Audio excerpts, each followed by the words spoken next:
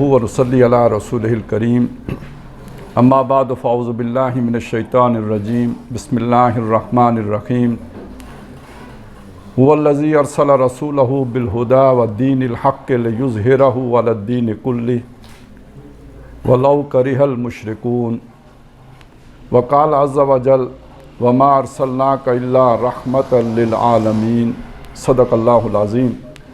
Rabbi इश्रह ली सदरी व यस्सिर ली अमरी वहलुल उक़दतम मिन लिसानी यफ़क़हू क़ौली आमीन या रब्बल आलमीन।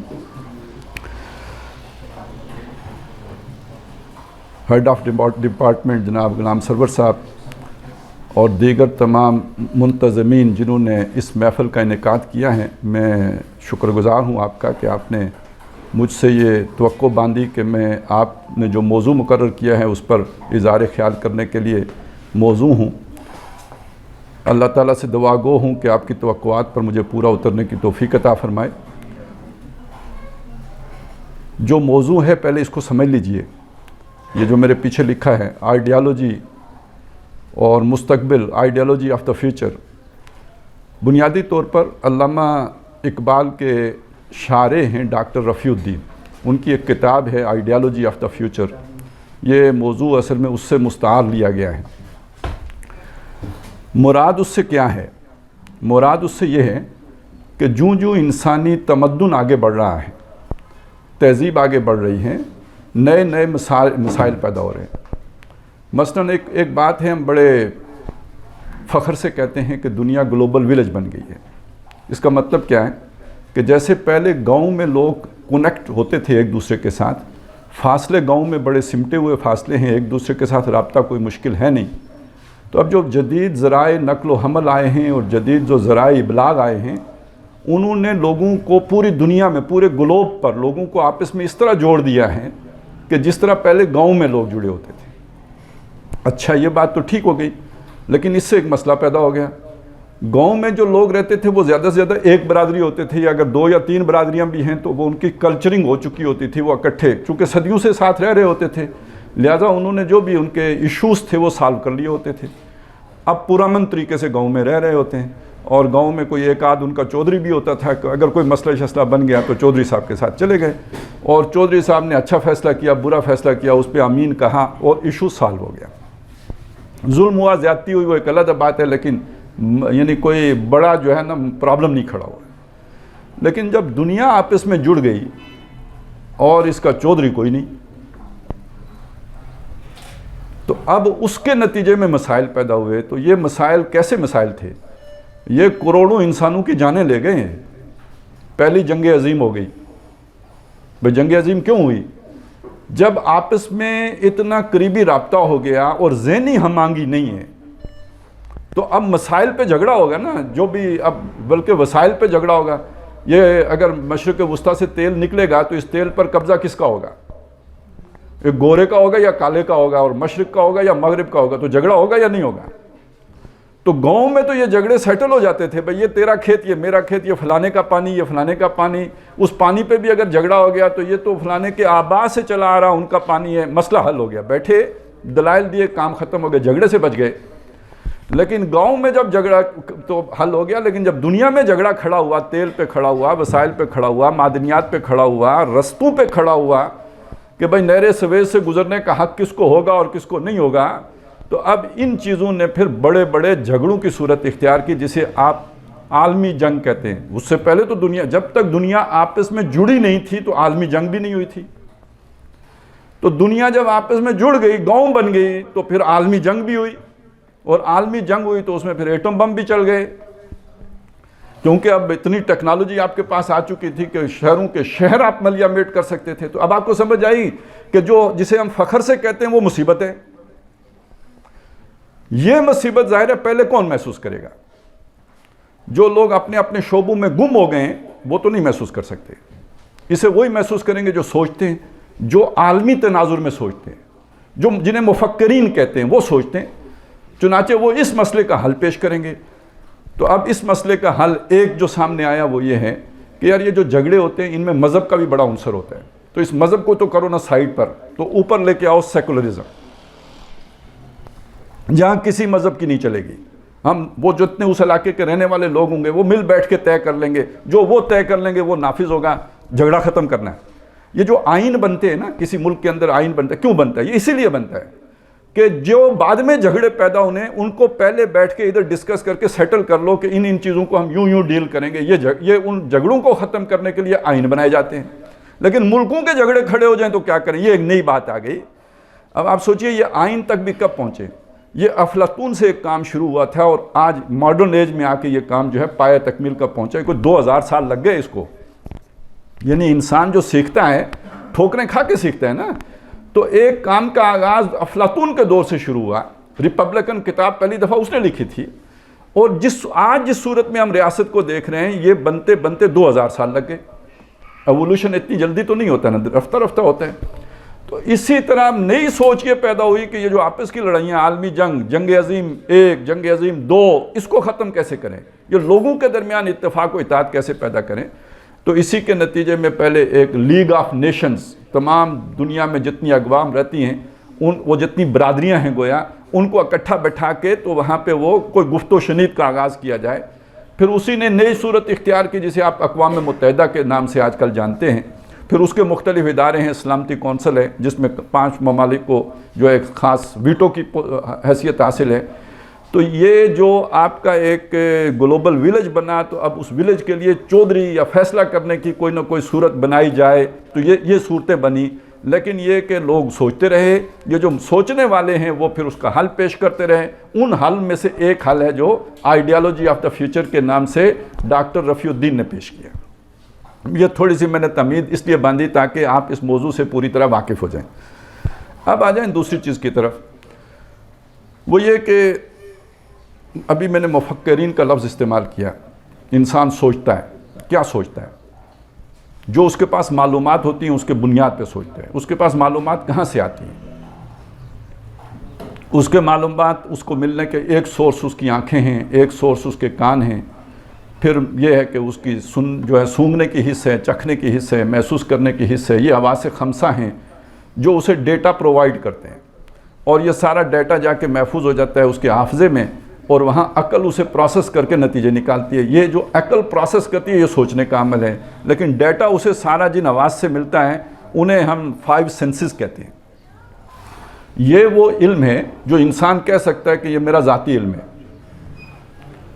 لیکن جب ہم اسے وحی کی روشنی میں دیکھیں گے، قرآن کی روشنی میں دیکھیں گے، وہ علم جو اللہ کے پاس سے آیا ہے اس کی روشنی میں دیکھیں گے، تو اللہ کا دعویٰ یہ ہے کہ یہ بھی تمہیں فیکلٹیز چونکہ میں نے دی ہیں، یہ آنکھ تم نے نہیں بنائی ہے، یہ تمہاری انجینئرنگ نہیں ہے یہ آنکھ بنانا، یہ میں نے اس کو یہ صلاحیت دی ہے کہ یہ دیکھتی ہے، یہ فوٹو لیتی ہے، یہ تمہارے دماغ کو معلومات منتقل کرتی ہے۔ یہ سارا پروسیجر میرا بنا ہوا ہے۔ یہ کان کے اندر یہ صلاحیت سننے کی میں نے رکھی ہے۔ اسی طرح عقل کو یہ سارا کچھ پروسیس کرنے کی صلاحیت میں نے دی ہے، لہذا یہ علم بھی تمہیں میں نے دیا ہے۔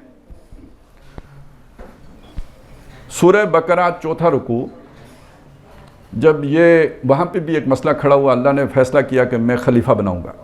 فرشتوں نے کہا آپ خلیفہ بناؤ گے اس کو جو لڑتا بڑھتا ہے، اتجعل فیہا من یفسد فیہا، جو فساد کرتا ہے، جنگ عظیم 1 کرتا ہے، دوسری کرتا ہے، وہ فرشتوں نے کچھ حالات دیکھ کے اندازہ لگا لیا پہلے ہی، تو یعنی یہ تو بڑا خون خرابہ کرے گا، اس کو آپ اختیار دے دیں گے۔ اب یہ دیکھیے اختیار کا مطلب کیا ہے؟ خلیفہ کا مطلب اختیار دینا کچھ، اس کا مطلب کیا ہے؟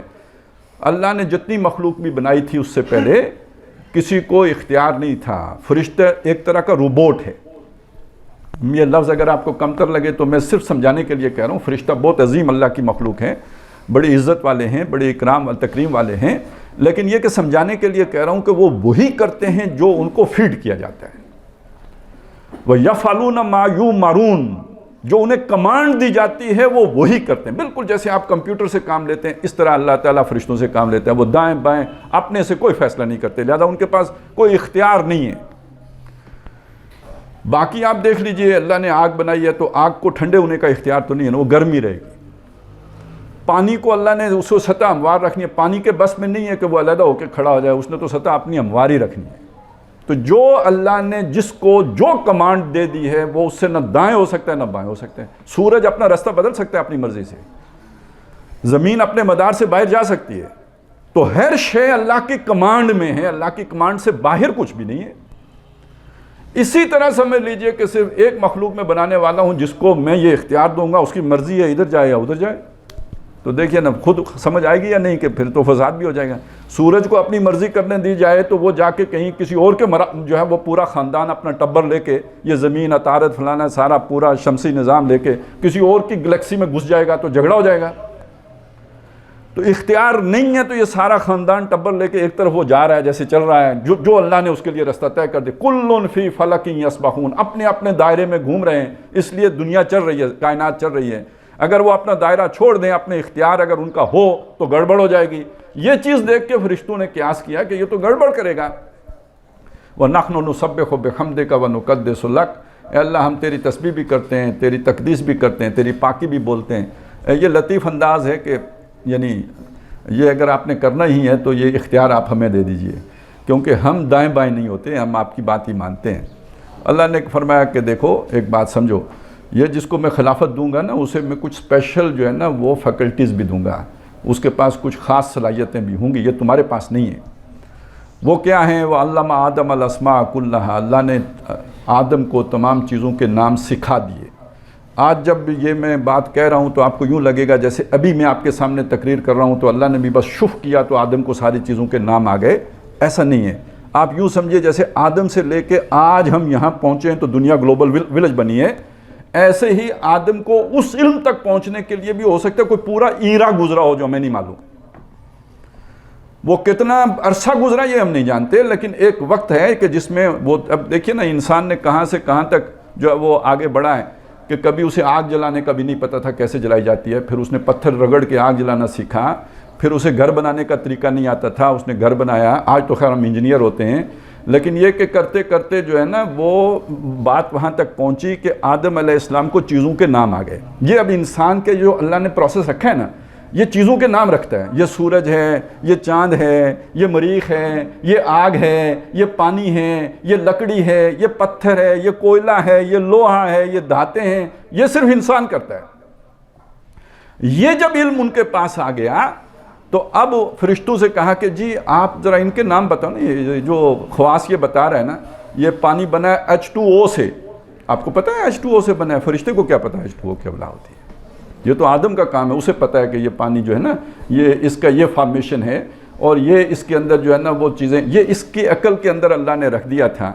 تو اب معلوم یہ ہوا، جو بات میں کہنا چاہتا ہوں، یہ جو اختیار ہے اس کی بنیاد یہ علم ہے، یہ جو عقل کو اللہ نے علم دیا ہے، اس علم کی بنیاد پر اللہ نے انسان کو اختیار دیا کہ یہ مس ڈائریکٹڈ نہیں ہوگا، ٹھوکر کھائے گا، سیکھے گا، واپس آئے گا اور اپنی اصلاح کر لے گا۔ اس میں ایک چیز اسی رکوع کے آخر یعنی پہلی بات تو یہ سمجھ میں آ گئی کہ انسان کو اللہ نے زمین کے اوپر جو اختیار دیا ہے، اس اختیار کی بنیاد جس شے کو بنایا ہے وہ یہی عقل کا علم ہے جو اسے دیا گیا۔ علم الاسماء بھی کہتے ہیں اس کو، علم الابدان بھی کہتے ہیں اس کو، بدنوں کا علم، یعنی جسے آپ کہتے ہیں فزیالوجی کہہ لیجیے، چلیں آپ تو فزیالوجی تو اب ہم نے خاص کر لی انسانی جسم سے متعلق، آپ اسے فزکس کو بھی بیچ میں لے لیں تو یہ سارا جو بھی سائنسی علم جسے ہم کہتے ہیں وہ علم الابدان ہے، باڈیز کا علم۔ تو باڈی صرف انسانی باڈی نہ لیں، تمام باڈیز لیں۔ اچھا، یہ علم انسان کو دے کے اسے اختیار دیا، لیکن بعض جگہوں پہ انسان کو یعنی اللہ تعالیٰ کا علم ظاہر ہے انسان کے علم سے زیادہ کامل ہے، انسان کا علم جو ہے وہ محدود ہے، اللہ کا علم لا محدود ہے۔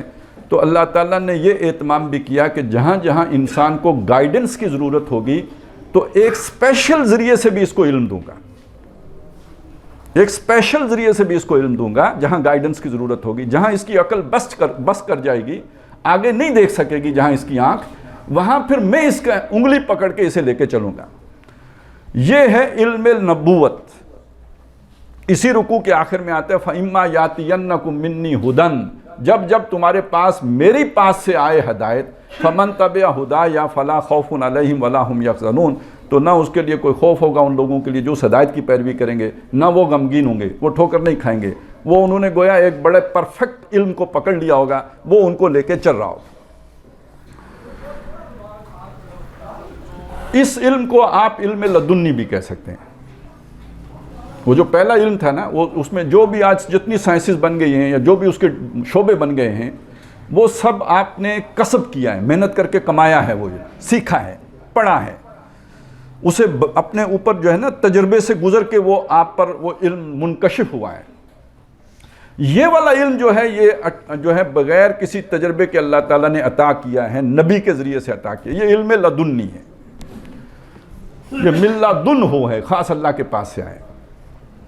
پتہ نہیں یہ لدن کے لفظ سے آپ اگر کوئی زیادہ پریشان نہ ہوں تو میں تھوڑی سی وضاحت آپ کے سامنے کر دوں کیا ہوتا ہے یہ لدنی کیا ہوتا ہے. حضرت زکریا علیہ السلام نبی ہیں اللہ کے، اولاد کی ان کی خواہش ہے. اولاد سب کو ہوتی ہے اور اس کا ایک نیچرل پروسیس ہے. مرد و عورت ملتے ہیں اور اس کا جائز طریقہ یہ ہے کہ وہ شادی کر لیں، نکاح ہوگا یا جو بھی طریقے دنیا میں رائج ہیں، یہ سب ویڈ لاک یہ جو ہے یہ جائز طریقہ ہے مرد اور عورت کے ملنے کا، اور اس سے ان کو اولاد ہوتی ہے. یہ یوں سمجھ لیجیے یہ اسباب کی سطح پہ یہی ہوتے ہیں. لیکن یہاں پہ مسئلہ الٹا ہو گیا حضرت زکریا کے معاملے میں کہ ان کی جہاں شادی ہوئی تھی وہ خاتون بانجھ تھیں، ان کے ہاں اولاد کا کوئی امکان نہیں تھا. دن گزر گئے یہاں تک کہ یہ بوڑھے ہو کے اس عمر کو پہنچ گئے جب مرد اولاد پیدا کرنے کے قابل نہیں رہتا. جب وہ اس عمر کو پہنچے تو ان کی زندگی میں ایک واقعہ آیا. واقعہ یہ ہوا کہ حضرت مریم ان کی کفالت میں دی گئی اور حضرت مریم کے ہاں انہوں نے بے موسم پھل دیکھے. اب اس کی کئی طرح تشریح کی گئی ہے، اسے میں چھوڑ دیتا ہوں. میں صرف یہ بات واضح کرنا چاہتا ہوں ان کو دیکھ کے ان کے دل میں اولاد کی خواہش پیدا ہوئی. لیکن کب پیدا ہوئی؟ جب اب اسباب کی سطح پہ ممکن نہیں رہا. بیوی پہلے ہی سے بانجھ ہے اور خود اب اولاد پیدا کرنے کے قابل نہیں رہے، اب ان کے دل میں اولاد کی خواہش ہو رہی ہے. تو اسباب کی سطح پہ تو یہ چیز ممکن نہیں تھی، تو انہوں نے اللہ سے پھر دعا کی وَهَبْ لِي مِن لَّدُنْكَ وَلِيًّا، اپنے پاس سے مجھے ولی عطا فرما. میں تو بوڑھا ہو گیا، بیوی میری بانجھ ہے، فَهَبْ لِي مِن لَّدُنْكَ وَلِيًّا، اپنے پاس سے ولی دے. تو یہ اپنے پاس سے ولی، اب اسباب کی سطح کی بات تو ختم ہو گئی. ان اسباب سے ہٹ کر معجزانہ طور پر جو اللہ کی طرف سے ملا یہ جو ہے یہ من لدن ہے. اسی طرح سمجھے ایک علم ہم تجربے سے سیکھتے ہیں. یہ میں نے انگلی ڈالی آگ میں، آگ نے انگلی جلا دی، مجھے پتہ لگ گیا جلاتی ہے، یہ میں نے سیکھا ہے، انگلی جلا کے سیکھا ہے. اور میں نے بیٹے کو بتا دیا کہ بیٹا آگ جلاتی ہے. اب اگر وہ میری بات مان لے گا تو بچ جائے گا، نہیں تو وہ بھی انگلی ڈال کے سیکھ لے گا کہ آگ جلاتی ہے. لیکن یہ کہ میں نے جھوٹ بولا، اس جھوٹ بولنے سے مجھے کوئی چھالا نہیں پڑا، کوئی میری زبان پہ جلن نہیں ہوئی. میں نے حرام کھایا، میرے پیٹ میں مروڑ نہیں اٹھا، مجھے کوئی جو ہے آنتوں میں کوئی سوزش نہیں ہوئی، کوئی آگ اندر جو ہے نا نہیں دیکھی. لیکن مجھے نبی نے بتایا کہ اگر آپ کھاؤ گے حرام تو یہ اپنے پیٹ میں آگ بھرو گے. مجھے یہ بتایا گیا اس ایک خاص علم کے ذریعے سے کہ اگر جھوٹ بولو گے تو تمہارے اندر ایمان نہیں ہے، یہ اس بات کی علامت ہے. مومن جھوٹ نہیں بول سکتا. اب یہ دیکھیے یہ میرے علم میں نہیں ہے یہ چیز. میرے علم کے مطابق تو جھوٹ بولنے سے کوئی نقصان نہیں ہوتا. میرے علم کے مطابق جھوٹ حرام کھانے سے کوئی نقصان، بلکہ بندے تن و توش بڑھتا ہے. کوئی جتنا آپ زیادہ کھائیں گے اتنے موٹے ہوں گے. بعض لوگ بیچارے موٹے بغیر کھائے بھی موٹے ہو جاتے ہیں، میں ان کی بات نہیں کر رہا، میں نارمل بات کر رہا ہوں. تو اب اس سے آپ یہ بات سمجھ لیجئے کہ یہ تو ایک علیحدہ علم ہے جو مجھے بتا رہا ہے جھوٹ بولنے کا یہ نقصان ہے، حرام کھانے کا یہ نقصان ہے، فلانا کام کرنے کا یہ نقصان ہے. یہ علم لدنی ہے جو نبیوں کے پاس ہے. یہاں انسان کی عقل نہیں، اس کے تجربے میں نہیں آ سکتا. یہ گائیڈنس اسے اوپر سے ملے گی، اللہ کی طرف سے ملے گی. اس کی اہمیت کیا ہے انسان کی زندگی میں؟ دیکھیں ہم سب کہتے ہیں آپ کو بھی سکھایا جائے گا سچ بولو. کیوں؟ سچ کی ضرورت ہے. سچ نہیں بولیں گے تو مجھے بتائیں کہ کوئی بھی ادارہ کیسے چلے گا؟ آج آپ یونیورسٹی آتے ہیں، کل اگر آپ کسی ادارے کے ہیڈ بنتے ہیں، انتظامات سنبھالتے ہیں، کوئی پروجیکٹ ہے آپ کو اسائن ہوتا ہے، کہیں کوئی فیکٹری بنانی ہے، نہ کوئی اپنا عہد پورا کرتا ہے کوئی کانٹریکٹر، نہ کوئی اپنی جو ہے نا ذمہ داریاں پوری کرتا ہے، نہ کوئی سچ بولتا ہے، تو کیسے یہ پروجیکٹ مکمل ہوگا؟ تو یہ تو ہمارے تجربے میں آ چکا ہے کہ جب آپ جھوٹ بولیں گے تو اس سے یہ نقصان ہوں گے، جب آپ جو ہے وہ معاہدے کی خلاف ورزی کریں گے تو اس سے یہاں تک تو انسان پہنچ گیا. چلیں بڑی بات ہوئی. لیکن پتہ ہے یہ ساری جو ہم نیکیاں پھیلاتے ہیں نا، ایک سطح پہ جا کر ان کے اوپر آ جاتا ہے، بلاک کر دیتے ہیں، اس سے اوپر نہیں لے کے جاتے. مثلا اپنی قوم کے فرد کے ساتھ جھوٹ بولنا تو بڑی بری بات ہے. لیکن دوسری قوم کے لوگوں کے ساتھ جھوٹ بولنا آج بھی دنیا میں غلط بات نہیں ہے. کوئی امریکی صدر اگر امریکیوں سے جھوٹ بولے گا تو وہ نااہل ہو جائے گا، صادق نہیں رہا نا، صادق اور امین نہیں رہا، نااہل ہو جائے گا. لیکن اگر وہ عراق کے بارے میں جھوٹ بولے گا کہ وہاں ماس ڈسٹرکشن ویپنز ہیں اور عراق پہ جنگ مسلط کر دے گا، تو یہ تو قومی ضرورت تھی نا، یہ جھوٹ بولنا قوم کی ضرورت تھی. تو فرق کیا ہوا؟ جھوٹ برا نہیں ہے، جھوٹ اگر اپنی ذات کے لیے بولا جائے تو برا ہے، جھوٹ اگر اپنی قوم کے لیے بولا جائے تو نیکی ہے. انسان کہاں پہنچا؟ یہاں پہنچا. نبی کیا کہتے ہیں کہ جھوٹ ہر حال میں برا ہے، اپنے لیے بولو تو بھی برا ہے، قوم کے لیے بولو تو بھی برا ہے. جو شے بری ہے وہ بری ہے، وہ کسی کے لیے ٹھیک نہیں ہو سکتی. تو اب آپ کو سمجھ آئی کہ ہماری عقل دوڑ کے جہاں تک پہنچی ہے ٹھیک ہے، اپنی ذات سے تو نکل آئے ہم، لیکن قومیت کے بت کو ابھی نہیں توڑ سکا انسان. اس قومیت کے بت کے نیچے ہی ابھی اس کی پوجا کر رہا ہے. یہ میں نے صرف ایک چھوٹی سی مثال آپ کے سامنے رکھی ہے. باقی یہ کہ دوسروں کے وسائل ہڑپ کرنا، یعنی آپس میں تو حرام خوری ہے، بہت غلط بات ہے، لیکن دوسروں کا تیل نکال کے پی جانا وہ کوئی بری بات نہیں ہے. وہاں پہ جو ہے نا وہ ایٹم بم چلا دینا یہ کوئی بری بات نہیں ہے. تو ان چیزوں میں ابھی انسان بہت، یوں سمجھ لیجئے وہی جنگل کا دور ہے. انفرادی طور پہ تو بہت کچھ سیکھ گیا، قومی سطح پہ ابھی بھی جنگل کے دور میں ہے. یہ وہ چیزیں ہیں جو کانفلکٹ پیدا کرتی ہیں. ان چیزوں کے نتیجے میں جنگیں ہوتی ہیں. 2 جنگیں ہو چکی ہیں، تیسری جنگ کے دہانے پر ہیں، کھڑی ہے. اور اب جہاں پہ ہم پہنچ چکے، اب آپ دیکھیے یعنی صرف پاکستانی کا مسئلہ نہیں ہے کہ حالات کافی شیکی ہیں، باقی دنیا میں بھی کافی گڑبڑ ہے. ابھی پچھلے دنوں آپ نے امریکہ کے بارے میں سنا ہوگا کہ بھئی وہ اپریل مئی میں کوئی وہاں بھی ڈیفالٹ کا خطرہ ہے. اصل چکر کیا ہے سمجھیں، گلوبل ویلیج ہے جس میں ہم رہتے ہیں. یہاں پہ دنیا میں جو اکانومیکل پاور تھی، اکنامکس میں سب سے اوپر وہ امریکہ، تو صرف ٹیکنالوجی میں نہیں اکنامکس میں سب سے اوپر تھا. اب دنیا کہتی ہے یار چائنا بڑی تیزی سے ترقی کر رہا ہے، سن 2030 تک وہ امریکہ سے آگے نکل جائے گا. یہ پریڈکشنز ہیں، یہ اندازے ہیں. اچھا ادھر نیچر کیا کہتی ہے؟ نیچر یہ کہتی ہے کہ جب ایک بازار بھی ہو نا جہاں جس کی منوپلی ہوتی ہے، وہ کسی دوسرے کو اس بازار میں نہیں آنے دیتا. جو آ کے اس کا مقابلہ کرے اپنی منوپلی، اس کی منوپلی توڑ دے، یہ نہیں کرنے دیتا. چونکہ آپ کا میدان ذرا تھوڑا وہ ہے نا اکنامکس کا نہیں ہے تو یہ ذرا تھوڑا ہٹ کے ہے. لیکن یہ کہ بہرحال آپ اگر کسی انجینئرنگ فرم میں جائیں گے تو آپ کو اس کا اندازہ ہو جائے گا کہ وہ کسی دوسری فرم کو نہیں برداشت کر سکتے اس پورے ایریے میں نا. وہ تو سارے پروجیکٹ ہمیں ہی ملیں، کوئی اور کسی کو کیوں ملے؟ تو یہ انسانی فطرت ہے، وہ سموچا نگلنا چاہتا ہے، سب خود کھانا چاہتا ہے، کسی دوسرے کو حصہ دینے کے لیے تیار نہیں ہے. یہ بازاروں میں بھی ہوتا ہے، عام جو آڑتی ہوتے ہیں وہ بھی یہ کرتے ہیں. اچھا پھر اس سے آگے کیا ہوتا ہے؟ اس سے آگے یہ ہوتا ہے کہ اگر کوئی مقابلے پہ آئی جائے تو آپ چونکہ اتنے عرصے سے آپ کے پاس وسائل ہوتے ہیں کہ پھر چیزیں اتنی سستی بیچ دو کہ اس کو نقصان ہونا شروع ہو جائے تو بھاگ جائے. اگر وہ یہ بھی سسٹین کر دے، مقابلہ کر جائے، پھر آخری یہ ہوتا ہے کہ اس کی دکان کو آگ لگ جاتی ہے، کوئی بدماش اس کے بچے کو اغوا کر لیتے ہیں. یعنی ہر طریقہ اختیار کیا جاتا ہے اس کو بھگانے کا. دکاندار کی سطح پہ بات کر رہا ہوں، معمولی کاروبار کی سطح پہ بات کر رہا ہوں. تو دنیا میں تو خیر گلوبل لیول پہ تو بہت کچھ ہوتا ہے. یہ ساری جو دہشت گردیاں ہوتی ہیں کیوں ہوتی ہیں؟ یہ جو ساری جو مختلف ملکوں کے اندر انسرجنسیز ہوتی ہیں کیوں ہوتی ہیں؟ اس کے پیچھے بڑی بڑی پاورز ہوتی ہیں اور گیم ساری جو ہے وہ معیشت کی ہوتی ہے. کراچی کیوں تباہ کیا گیا؟ دبئی بنانا تھا. کراچی اگر اسی شان و شوکت کے ساتھ برقرار ہوتا تو دبئی کی یہ شان بن نہیں سکتی تھی. اب گوادر اگر آپ بنانا چاہ رہے ہیں تو دبئی کا نقصان ہے، تو دبئی کیسے برداشت کرے گا کہ جی گوادر جو ہے نا وہ آن بان شان کے ساتھ منصہ شعور پر آئے. اچھا صرف مسئلہ دبئی کا نہیں ہے نا، مسئلہ اور بھی ہے، بہت سارے مسائل ہیں. تو میں صرف اتنی بات بتا رہا ہوں کہ امریکہ کبھی چائنا کو کھلا میدان نہیں دے گا کہ وہ 2030 میں امریکہ سے آگے نکل جائے. لہٰذا امریکہ پہلے ہی ایک پالیسی بنا چکا ہے جسے آپ کہتے ہیں کنٹینمنٹ آف چائنا پالیسی.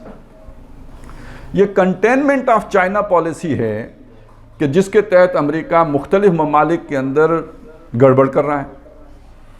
اور ہمارے ہاں بھی ساری جو گڑبڑ ہوئی ہے 9/11 کے بعد یہ ساری کنٹینمنٹ آف چائنا پالیسی کا حصہ تھا. میں اس میں زیادہ وہ نہیں جا رہا, بس صرف اتنا آپ کو اشارہ کر رہا ہوں. تو چائنا کی کوشش کیا ہوگی کہ امریکہ اسے کنٹین نہ کر سکے. اس کی تازہ ترین علامت آپ کے سامنے آ گئی ہے کہ کہاں کھڑا تھا سعودی عرب اور کہاں تھا ایران.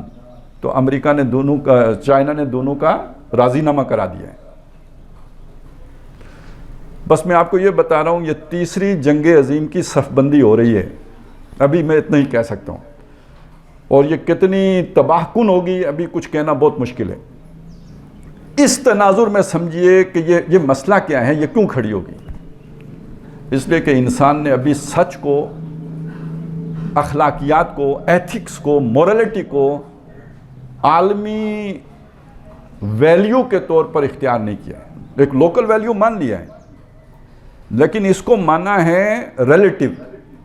یعنی سچ ایک جگہ پہ سچ خیر ہوگا, دوسری جگہ پہ سچ جو ہے شر ہوگا, اور ایک جگہ پہ جھوٹ جو ہے وہ شر ہوگا, دوسری جگہ پہ وہی جھوٹ خیر ہوگا.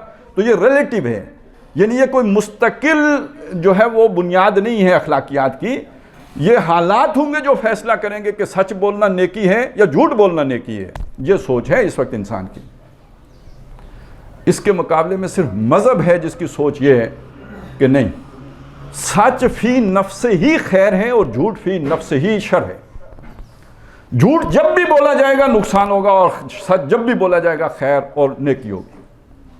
یہاں تک انسان ابھی نہیں پہنچا ہے, یہ سمجھ لیں. تمام تر عقل مندی کے باوجود یہاں تک ابھی انسانیت نہیں پہنچی, اس کی سوچ نہیں پہنچی. اب یہاں سے میں چاہتا ہوں کہ یہ جو آگے میں بات لے کے چلنا چاہتا ہوں, اس کے لیے پھر ایک چھوٹی سی تمہید آپ کے سامنے رکھوں.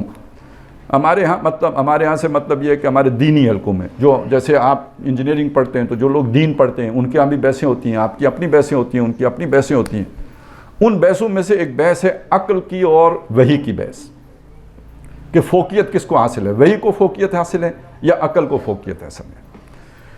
اور ایک کو کہتے ہیں عقلیت پرستی. یہ الف والا عقلیت نہیں ہے, یہ عین والا عقلیت ہے. یعنی وہ شخص جو عقل پرست ہے وہ کہتا ہے کہ وحی جو ہے وہ عقل کے تابع ہے, وحی عقل کے خلاف نہیں ہو سکتی, اگر خلاف ہے تو وحی نہیں ہو سکتی, اپنے اپنے ان کے دلائل ہیں, اس کے تابع ہے.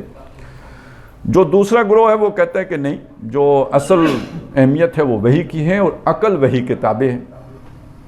اب میں آپ کے سامنے سوال رکھتا ہوں, یہ اس کا بیک گراؤنڈ میں نے آپ کو بتا دیا. آپ کے سامنے میں سوال رکھتا ہوں کہ وحی کس کے علم پر مبنی ہے, اللہ کے علم پر. اور جو عقل ہے یہ کس کا علم ہے, یہ میرا علم ہے. اب آپ سوچئے اللہ کی عقل کے مقابلے میں میری عقل کی کیا حیثیت ہے, ٹھیک ہے. تو زیادہ کامل بات کون سی ہوگی, وحی کی. تو لاجیکل بات کیا ہوگی, جس کا علم زیادہ ہے اس کی تابعداری کی جائے نا. تو وہ تو اللہ کا علم, اللہ یعلم وانتم لا تعلمون, اللہ جانتا ہے تم نہیں جانتے. تو اگر آپ اس رخ سے آ کے دیکھیں گے تو خود آپ تسلیم کریں گے کہ وحی کو فوقیت حاصل ہونی چاہیے. یہ تو اس رخ سے اگر آپ دیکھیں گے تو یہی نتیجہ نکلے گا. لیکن آپ ذرا اسے دوسرے رخ سے دیکھیں. میں آپ کے سامنے کچھ اور سوالات رکھتا ہوں. آپ کو پتہ ہے قرآن مجید اللہ تعالیٰ نے نازل فرمایا, تو تورات کس نے نازل کی, وہی اللہ ہی کا علم تھا نا تورات بھی, اور انجیل اور زبور اللہ کی. یہ اللہ نے نہ زبور کو محفوظ رکھا, نہ تورات کو محفوظ رکھا, نہ انجیل کو محفوظ رکھا, قرآن کو محفوظ رکھا. تو 3 کتابوں کے ساتھ اللہ نے وہ سلوک, اللہ کا وہ رویہ نہیں ہے جو چوتھی کتاب کے ساتھ ہے. ہم کہہ سکتے ہیں کہ افضل ہے, ہم کہہ سکتے ہیں کہ محمد رسول اللہ صلی اللہ علیہ وسلم پہ نازل ہوئی ہے اس لیے, لیکن اس کی کوئی لاجیکل ریزن بھی تو ہونی چاہیے نا. اس پر غور کیجئے, میں آؤں گا اس کی طرف, لیکن ابھی میں یہ سوال آپ کے پاس چھوڑ رہا ہوں, اس کو ذہن میں رکھیں. 4 کتابیں اللہ نے نازل کی, ایک کی حفاظت کا ذمہ لیا, 3 کی حفاظت کا ذمہ نہیں لیا. دوسری طرف یہ بات دیکھیں کہ اللہ تعالیٰ نے کوئی 1.25 لاکھ کے قریب کہتے ہیں نبی بھیجے, جو ہماری روایات میں 1,20,000 کے آس پاس نبی ہیں جو آئے ہیں کم و بیش. 313 ان میں سے رسول ہیں. اگر آپ اس پورے عرصے کو دیکھیں گے تو جو آدم علیہ السلام تھے ان کو بھی تو اللہ نے ہدایت دینی تھی یا نہیں دینی تھی, دینی تھی نا. ان کو کیا ہدایت دینی تھی؟ ایک میاں ایک بیوی. مسئلے کتنے؟ جو خاندان میں مسئلے ہوتے ہیں میاں بیوی کے مسئلے، نہ ساس نہ سسر نہ بیٹی نہ بیٹا. تو کتنی ہدایت دی؟ اس درخت کے پاس نہیں جانا. ٹوٹل ہدایت کتنی تھی؟ اس درخت کے پاس نہیں جانا. فلا تقربا هذه الشجرہ. اچھا بعد میں اولاد ہو گئی تو چلیں اس کے لیے بھی آ گیا. پھر اولادوں شادیوں کے موقع پیدا ہو گئے تو پھر اس کی رہنمائی بھی دے دی کہ ان کی شادیاں کیسے کرنی ہیں. پھر یہ بڑھتے بڑھتے بڑھتے بہت بڑے جو ہے نا وہ برادریاں بن گئیں. 2000 سال کے بعد نوح علیہ السلام کو بھیجا سمجھانے کے لیے، لیکن وہ سمجھ کے نہیں دیے تو سارے ختم کر دیے، باقی وہی چھوڑے جو سمجھے تھے. تو یہ نئے مسائل پیدا ہوئے تھے. تو اب 2000 سال کا سفر طے کر کے جو اب نوح علیہ السلام کے بیٹے ہیں وہ علم کے اعتبار سے، عقل کے اعتبار سے آدم علیہ السلام کے بیٹوں سے زیادہ سیانے نہیں ہو گئے تھے.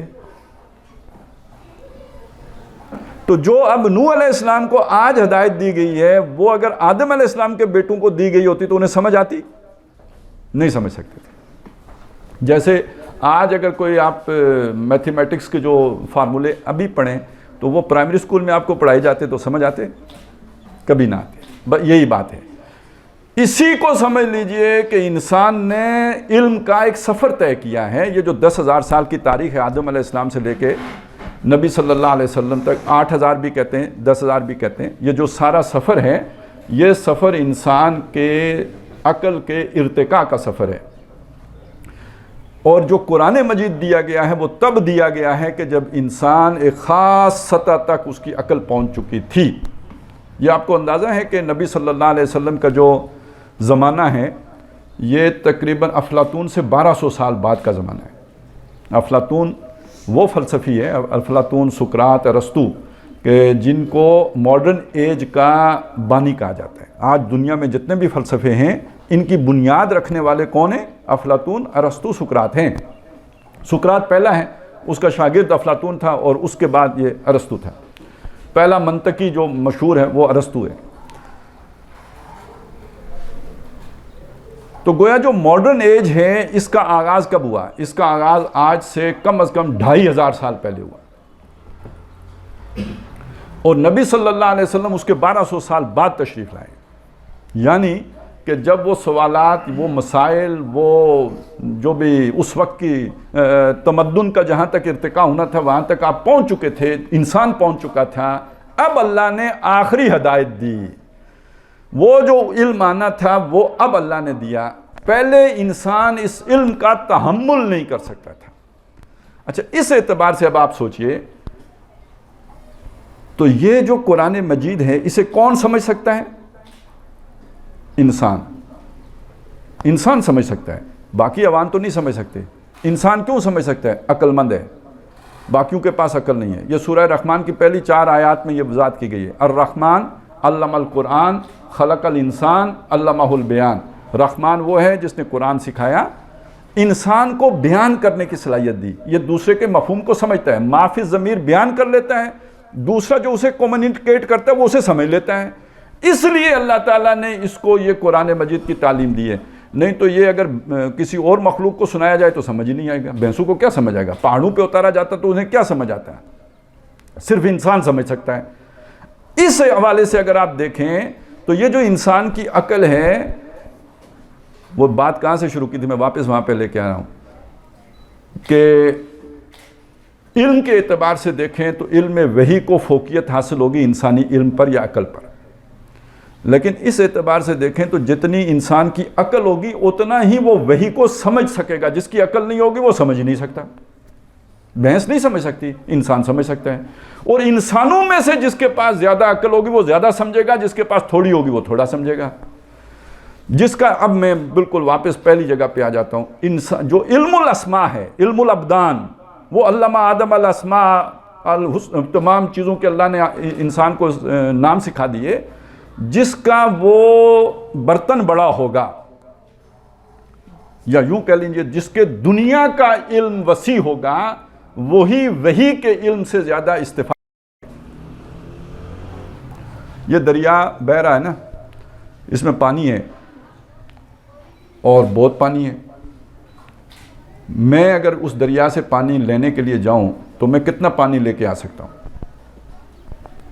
جتنا میرے پاس برتن ہوگا. میں اگر ٹینکر لے کے جاؤں گا تو ٹینکر بھر کے لاؤں گا, اور میں اگر ایک کین لے کے گیا ہوں تو کین بھر کے لاؤں گا. یہی ہوگا نا, جو میرا ظرف ہے, جو میرا برتن ہے, اتنا ہی پانی میں دریا سے لے کے آ سکتا ہوں. یہ جو میرا ظرف عقلی ہے, ظرف علمی ہے, یہ جتنا ہوگا اس وحی سے مجھے اتنا سمجھ آئے گا. یہ خود سمندر ہے, لیکن اس سے مجھے اتنا ملے گا جتنی میری عقل ہوگی. اس اعتبار سے وہی سمجھنے کے اعتبار سے جب آپ دیکھیں گے تو عقل کی اہمیت بڑھ جائے گی, علم کی اہمیت بڑھ جائے گی. اس اعتبار سے دیکھیں گے, اصولی اعتبار سے دیکھیں گے تو وہی کی اہمیت زیادہ ہے, لیکن عملی اعتبار سے دیکھیں گے تو انسانی عقل کی اہمیت زیادہ ہو جائے گی. ایک آدمی کو جو سوجھ بوجھ نہیں ہے, سمجھ نہیں ہے, تو وہ قرآن بھی نہیں سمجھ سکتا, اور ایک آدمی کو سوجھ بوجھ زیادہ ہے, وہ زیادہ سمجھے گا. اچھا, قرآن مجید, چل میں ایک چھوٹی سی مثال آپ کے سامنے اور بھی رکھ دوں, تھوڑی آپ کی دلچسپی کے لیے, انجینئروں کے دلچسپی کے لیے. اب سمجھنے کے حوالے سے ایک بات ہے. حضرت ذوالقرنین کا ذکر آتا ہے سورہ کاف میں, اس کے 12 رکوع ہیں, یہ 11واں رکوع میں یہ ذکر آتا ہے. ذوالقرنین نے مختلف سفر کیے, ان میں سے ایک جو ان کا دوسرا جو سفر تھا وہ انہوں نے مشرق کی طرف کیا, حتیٰ اذا بلغ مطلع الشمس, یہاں تک کہ جدھر سورج طلوع ہوتا تھا وہاں تک پہنچ گئے. وجدہ عندہا قوما, وہاں پہ انہوں نے ایک قوم کو پایا. لم یجعل لہم من دونہا سترا, جن کے لیے اس سورج کے مقابلے میں کوئی جو ہے نا وہ آڑ نہیں تھی. اب اس کے مختلف تشریح کی انہیں جو بھی علماء نے, کہ مطلب وہ چھت ڈالنا نہیں جانتے تھے, دیواریں بنانا جانتے تھے, چھت ڈالنا نہیں جانتے تھے, اس لیے کہ جب دھوپ نکلتی تھی تو وہ ان کے اوپر سیدھی پڑتی تھی, کوئی روک نہیں تھی, کوئی چھت نہیں تھی. تو گویا انجینئرنگ ابھی یہاں تک نہیں پہنچی تھی کہ وہ چھت ڈال دیں. یہ تو ایک مسئلہ ہوا انجینئرنگ کا, لیکن اس سے آگے ایک اور مسئلہ آ گیا. جب وہ آخری سفر انہوں نے کیا, تیسرا سفر, 2 پہاڑوں کے درمیان پہنچے. فوجدہ عندہا قوما, وہاں انہوں نے ایک اور قوم کو پایا. وہ لا یفقہون قولا, انہیں بات ہی نہیں سمجھ آتی تھی, یعنی وہ ان کی زبان کوئی اور تھی. اشاروں سے انہوں نے بات سمجھائی. ان یاجوج و ماجوج مفسدون فی الارض, یاجوج اور ماجوج زمین میں فساد پھیلاتے ہیں. تو ہم آپ کے لیے کوئی خراج مقرر کر دیتے ہیں, کوئی آپ کے لیے کوئی جو ہے نا آپ کو پیسے دیں گے, آپ ان کے اور ہمارے درمیان کوئی, ان پہاڑوں کے درمیان کوئی دیوار کھڑی کر دیں. اب وہ دیوار بنی. اب تو یہ خالص ایک بہت بڑا پروجیکٹ ہے, کوئی چھوٹا سا پروجیکٹ, 2 پہاڑوں کے درمیان, جیسے آج ہم کوئی بند باندھتے ہیں, اس طرح کی دیوار بنانا بہت بڑی بات ہے. وہ جو دیوار بنانے کو قرآن مجید نے بیان کیا ہے نا, تو وہ جس طرح ہم نے پڑھا, تو جو جیسے مجھے سمجھ میں آتا تھا میں آپ کے سامنے رکھتا ہوں, اور تو آپ کو شاید اس طرح نہ سمجھ آئے, آپ کو کسی اور طرح سمجھ آئے. مثلا میں آپ کو بتاؤں کہ وہاں پہ یہ ہے کہ انہوں نے کہا کہ آتونی زبور الحدید, میرے پاس لوہے کے تختے لے کے آؤ.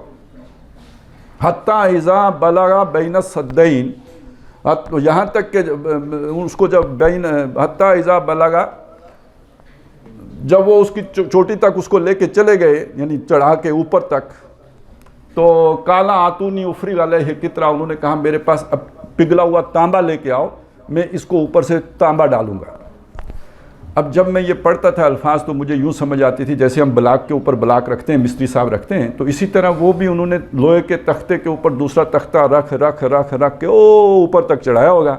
افریغ علیہ قطرہ, اوپر سے پگھلا ہوا تانبا ڈالا. تو یہ جیسے ہم وہ سیمنٹ ڈال دیتے ہیں بیچ میں, تو اس طرح اوپر سے گویا ڈال کے تو وہ پلستر جیسے ہو گیا. تو اب وہ دیوار جو ہے نا پگھلے ہوئے تانبے کے ساتھ وہ ساری بند ہو گئی. اب ایک زمانے میں میری سمجھ میں یہ آتا تھا, ایک ہمارے دوست تھے, وہ انجینئر تھے, انہوں نے کہا نہیں یہ آپ نے غلط سمجھا, اس طرح نہیں ہے. میں نے کہا جی کس طرح ہے؟ انہوں نے کہا جس طرح ہم شٹرنگ کرتے ہیں نا, اس طرح انہوں نے لوہے کے تختوں سے شٹرنگ کی تھی, اور شٹرنگ کر کے پھر اس کے اندر پگھلا ہوا تانبا ڈالا تھا. ٹھیک ہو گیا جی. تو یہ وہ دیوار تھی جو لوہے سے بنا کے, لوہے کے تختوں سے بنا کے شٹرنگ کر کے پھر اس کے اندر پگھلا ہوا تانبا ڈال دیا تھا. اب دیکھیے, ایک انجینئر نے انہی الفاظ سے یہ معنی اخذ کیے, اور ایک جو انجینئر نہیں تھا اس کو کیا سمجھ آ رہی تھی, جو اس نے دیکھا ہوا تھا, جتنا اس کا تجربہ تھا, جتنا اس کا مشاہدہ تھا کہ پتھر کے اوپر پتھر رکھتے ہیں, بلاک کے اوپر بلاک رکھتے ہیں, اوپر سے پلستر کرتے ہیں, اس نے اسی طرح تانبے کو اس کے ساتھ جوڑ لیا. تو اب آپ کو سمجھ آئی نا کہ جتنی انسان کی سمجھ ہوتی ہے اتنا ہی قرآن مجید سے اسے حصہ ملتا ہے. تو قرآن سب سے آخر میں نازل کرنے کا مقصد یہ تھا کہ انسان کی سمجھ بڑھ چکی ہے. پہلے نازل اس لیے نہیں کیا کہ سمجھ ہی نہیں سکتا تھا انسان، اس کی ابھی اتنی پہنچ ہی نہیں تھی کہ قرآن سمجھ سکتا۔ آخر میں آ کے نازل اس لیے کیا کہ اب انسان اتنا سمجھدار ہو چکا ہے کہ اسے سمجھ سکتا ہے۔ سارے انسان نہیں سمجھ سکتے، لیکن انسانوں میں اتنے لوگ ضرور ہیں کہ جو اسے سمجھ سکتے ہیں، اور چونکہ اب سمجھ سکتے ہیں لہٰذا اب نبی بھی بھیجنے کی ضرورت نہیں ہے، انسان بالغ ہو گیا ہے، اب نبیوں کا سلسلہ منقطع ہو گیا، ختم نبوت کوئی نبی نہیں آئے گا، اور یہ جو آخری پیغام ہے چونکہ یہ کامل ہے لہٰذا اس کو محفوظ کر دو۔ اس سے پہلے والا پیغام کامل نہیں تھا، انسان ابھی اتنا عقل مند نہیں تھا کہ اس کو کامل پیغام دیا جاتا، اس کو وقتی ضرورت کے لیے ایک پیغام دیا گیا تھا تورات کی صورت میں، انجیل کی صورت میں، زبور کی صورت میں، لہٰذا اسے محفوظ بھی نہیں رکھا گیا۔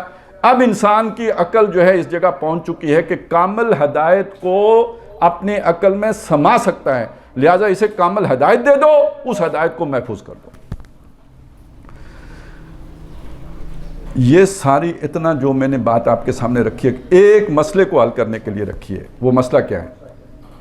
آج ہمارے بہت سے دانشور یہ بات کہتے ہیں کہ قرآن 1400 سال پہلے نازل ہوا تھا اور انسان بہت آگے نکل آئے ہیں، 14 صدیوں میں وقت کے دریا میں بہت پانی بہہ گیا ہے۔ اس بات کے کہنے کا مطلب کیا ہوتا ہے کہ جو قرآن نازل کیا گیا تھا وہ اس دور کے انسان کی ذہنی سطح کے مطابق تو تھا، آج کے دور کا جو انسان ہے اس سے بہت آگے آ گیا ہے۔ آج قرآن پر عمل کرنا ممکن نہیں رہا، کیونکہ قرآن پر عمل کرنے کے لیے واپس 1400 سال پیچھے کی سطح پہ جانا پڑے گا، اور انسان پیچھے جانے کے لیے تیار نہیں ہے۔ میں جو بات آپ کے سامنے عرض کرنا چاہتا ہوں وہ یہ ہے کہ قرآن مجید کی حفاظت کا ذمہ اللہ نے لیا اس لیے تھا کہ انسان اب قیامت تک بھی جتنا سمجھدار ہوگا نا اس کا حل قرآن میں موجود ہوگا، جو بھی اسے مسئلے پیش آئیں گے ان کا حل قرآن میں موجود ہوگا۔ ایک میں نے آپ کے سامنے ذکر کیا تھا، جھوٹ کا کیا تھا، اور بھی کیا، لیکن میں اب ایک ذرا تھوڑی اونچی بات آپ کے سامنے رکھ دیتا ہوں جو قرآن نے حل کی ہے، کوئی اور کر نہیں سکتا۔ مسئلہ یہ ہے کہ گلوبل ویلیج بن گیا ہے، چودھری بنانا ہے، کس کو بنائیں؟ گورا کہتا ہے گورے کو بناؤ، کالا کہتا ہے ہم کیوں اس کی چودراہٹ مانے، ہم نہیں مانتے۔ جھگڑا ہے یا نہیں ہے؟ تو دنیا میں امن کیسے ہوگا؟ مغربی ممالک والے کہیں گے کہ ہماری چودراہٹ چلے، مشرق والے کہیں گے ہماری چلے، ہماری آبادی زیادہ ہے، ہمارے وسائل زیادہ ہیں، ہماری چلے، امن کیسے ہوگا؟ اس کا حل کہاں سے آئے گا؟ کس کی چودراہٹ مانی جائے گی؟ سیکولرزم میں تو اس کا حل نہیں ہے، لبرلزم میں بھی اس کا حل نہیں ہے۔ ذرا تھوڑا سا لبرلزم کا بھی آپ جو ہے تھوڑے تشریح کر لیجئے نا، تھوڑا اس کو تجزیہ کر لیجئے۔ لبرلزم کیا ہے؟ میری مرضی، میری دولت میری مرضی، میرا گھر میری مرضی۔ یہ جو آج کل آپ میری مرضی کی بات سن رہے ہیں یہ کوئی نئی بات نہیں ہے، بہت پرانی بات ہے۔ میرا ملک میری مرضی، فرعون نے کہا تھا مصر میرا، مرضی میری، الیس لی ملک مصر۔ اسی طرح ہم سب کہتے ہیں میرا گھر میری مرضی، اور میرا مال میری مرضی، جہاں چاہوں خرچ کروں، جدھر چاہوں لگاؤں، عیاشی کروں، اللہ تللے کروں، میری مرضی، کوئی مجھ کے اوپر روک ٹوک کسی کی کیوں نہ ہو۔ تو جب میری مرضی تو دوسرے کی بھی مرضی، تو مرضی مرضی سے ٹکرائے گی، اکٹھے تو نہیں رہ سکتے نا۔ تو جہاں اکٹھے رہنا ہوگا تو اپنی مرضی کی تو قربانی دیے بغیر اکٹھے نہیں رہ سکتے، تھوڑی بہت تو قربانی دینی پڑے گی، تب پیچاپ ہوگا، نہیں تو نہیں ہو سکتا۔ تو اب آپ سوچئے کہ لبرلزم کا تقاضا ہے، منطقی تقاضا ہے طوائف الملوکی، جن لوگوں کی ایک جیسی مرضی ہو وہ ایک علیحدہ ملک بنا لیں، جن کی دوسری طرح کی مرضی ہو وہ علیحدہ ملک بنا لیں، تو یہ اکٹھے کرنے کی بنیاد تو نہیں بن سکتی۔ ڈکٹیٹرشپ لے کے آئیں، یعنی جبر، کسی کی مرضی نہیں تو پھر کس کی مرضی؟ وہی مسئلہ آ جائے گا، امریکہ کی مرضی یا پاکستان کی مرضی، گورے کی مرضی یا کالے کی مرضی، اور سکھ کی مرضی یا ہندو کی مرضی، اور مسلمان کی مرضی یا عیسائی کی مرضی، پھر گڑبڑ ہو گئی۔ اب دیکھیے قرآن مجید نے کیا اصول دیا ہے، یا ایھا الناس، ہے لوگو، انا خلقناکم من ذکر و انثی، ہم نے تمہیں پیدا کیا ہے ایک مرد اور ایک عورت سے، یعنی تمہارے درمیان اتفاق کی بنیادیں دو ہیں، ایک یہ کہ تمہارا خالق ایک ہے جس نے تمہیں بنایا ہے، وہ سب کا خالق ایک ہی ہے. ایسا نہیں کہ کسی کا خالق اعلیٰ ہو اور کسی کا خالق گھٹیا ہو، نہ. یا یہ کہ کوئی سر سے پیدا ہوا اور کوئی پاؤں سے پیدا ہوا، نہ. سب کو ہم نے پیدا کیا ہے، مردوں کو بھی اور عورتوں کو بھی، اور گوروں کو بھی اور کالوں کو بھی، اور مشرق والوں کو بھی اور مغرب والوں کو بھی. من ذکر و انثی، ایک مرد ایک عورت سے. سب کے ماں باپ ایک ہیں، آدم اور حوا. آج دنیا میں جتنی قومیں آباد ہیں، یہ بنیاد کتنے لوگ ہیں جو دیتے ہیں؟ اما حوا تک، آدم تک تو پھر بھی کچھ لوگ پہنچ گئے ہیں، اللہ تک تو کوئی بھی نہیں پہنچا. یہ دو جب تک بنیادیں نہیں بنیں گی، انسان کے اندر اتفاق آ ہی نہیں سکتا. میں کون، ہم. یہ تو اب تو یہاں تک بات پہنچ گئی ہے نا، یہ پنجابی ہے تو یہ سندھی ہے، یہ بلوچی ہے تو یہ افغانی ہے. یہ تو اب لڑائیاں آگے ہی بڑھ رہی ہیں. یہاں پہ بھی آپ کو پتہ ہے کہ وہ جو اورار والا تو پار والا مسئلے تو یہاں بھی کھڑے ہو جاتے ہیں. تو اس چیز کو ذہن میں رکھیں کہ انسانوں کے درمیان اگر اتحاد پیدا کرنا ہے، اتفاق پیدا کرنا ہے، امن کا گہوارہ دنیا کو بنانا ہے. اب ایک ملک کی بات نہیں ہے، گلوب کی بات ہے، ولیج ہے. اگر جنگ عظیموں سے بچانا ہے تو اصول سوائے قرآن کے اور کہیں سے مل ہی نہیں سکتا. انا خلقناکم من ذکر و انثی، ہم نے تمہیں پیدا کیا اور مرد اور عورت سے پیدا کیا. اندازہ ہے نا کتنے فلسفوں کی نفی ہو گئی. یہ ہندو مت کی چھٹی ہو گئی یا نہیں ہو گئی؟ وہ جو کوئی برہمن جو ہے وہ سر سے پیدا ہوئے ہیں اور کوئی سینے سے پیدا ہوئے ہیں تو کوئی پاؤں سے پیدا ہوئے ہیں، وہ سارے فلسفے اڑ گئے یا نہیں اڑ گئے؟ اور یہ انسانوں کے درمیان امتیاز کی بنیاد بنتا ہے. جو پاؤں سے پیدا ہوا وہ سر سے پیدا ہونے والے کے برابر ہو سکتا ہے؟ یہ تو پھر شودر ہوگا نا، اور یہ پھر اعلیٰ ہے. We are the chosen people. وہ تو پھر اپنے آپ کو خاص مخلوق سمجھیں گے، باقی ڈرٹی ہوں گے، بلکہ بلڈی ہوں گے. تو یہ سارے امتیازات اس ایک جملے نے ختم کر دیے. دوسرا مسئلہ دنیا میں ہمیشہ رہا ہے اور اس کی بنیاد پر بھی کروڑوں انسان مرے ہیں. یہ جو آپ کو پتہ ہے نا، جو فرانس میں انقلاب آیا، آج ہم اس کے نام بھی لیتے ہیں، اس کا ذکر بھی چھیڑتے ہیں. ہمارے ہاں بھی کچھ خون خور قسم کے جو ہے نا، خون خوار قسم کے دانشور ہیں، تو جن کو ہر وقت جو ہے نا خون کا چسکا پڑا ہوتا ہے. وہ کہتے ہیں کہیں فساد مچے تاکہ ان کی آتما کو تسکین ملے. تو یہ جو فرانس میں انقلاب آیا تھا، 2 کروڑ کے لگ بھگ لوگ مرے تھے. ایسے نہیں آ گیا تھا. اور اس انقلاب کا نتیجہ کیا نکلا تھا؟ علامہ اقبال نے وہ نتیجہ بیان کر دیا نا. دیکھیں آیا کیوں تھا، محنت کیوں کی گئی تھی، قربانیاں کیوں دی گئی تھی؟ عدل کے لیے، انصاف کے لیے، ظلم کے خاتمے کے لیے. جہاں پہ آج ہم کھڑے ہیں کہ یار یہ ظالمانہ نظام ختم ہونا چاہیے، تبدیلی آنی چاہیے، اس تبدیلی کے لیے کروڑوں لوگ مر گئے. اور جو نکلا، لوگ یہ سمجھے کہ تبدیلی آ گئی، لیکن اقبال نے تب کہا تھا یہ تبدیلی نہیں ہے، یہ شیطانی چال ہے. شیطان نے جب دیکھا کہ انسان اب سیانہ ہو گیا ہے، میرے ظلم کا نظام اب نہیں چل سکتا، اس نے شکل تبدیل کر دی ہے، میک اپ چینج کر دیا ہے وہی ظالمانہ نظام. ہم نے خود شاہی کو پہنایا ہے جمہوری لباس، جب سے آدم ہوا ہے خود شناس و خود نگر. خود شناس ہو گیا، خود نگر ہو گیا. ہم نے وہ جو پہلے بادشاہی کا نظام تھا اس کو یہ جمہوری لباس پہنا دیا، اندر وہی بادشاہ ہے. لہذا یہ بھی اقبال ہیں جو کہہ رہے ہیں، کیا تو نے دیکھا نہیں مغرب کا جمہوری نظام؟ چہرہ روشن، اندروں چنگیز سے تاریک تر. اوپر جو ہے نا لیپا پوتی بہت اچھی ہوئی ہے، دیکھو چمکتا دھمکتا چہرہ ہوگا، لیکن اندروں اگر دیکھو، اس کو باریکی سے دیکھو، یہ بدترین ظالمانہ بادشاہی والا نظام ہے. اندروں چنگیز سے تاریک تر. وہ جو ہلاکو خان اور اس کا ٹبر تھا، یہ اس سے بھی گیا گزرا نظام ہے، چنگیز سے تاریک تر. یہ بھی آپ نے گوانتانامو بے کے حالات سنے ہوں گے، ابو غریب جیل کے حالات سنے ہوں گے. باقی جو معاشی استحصال ہے اس کا تو اس کا ایک نتیجہ نکلا نا کہ پھر انسانوں نے دیکھا کہ اس ظلم کا اب خاتمہ کیسے ہو، ایک اور نظام لے کے آتے ہیں.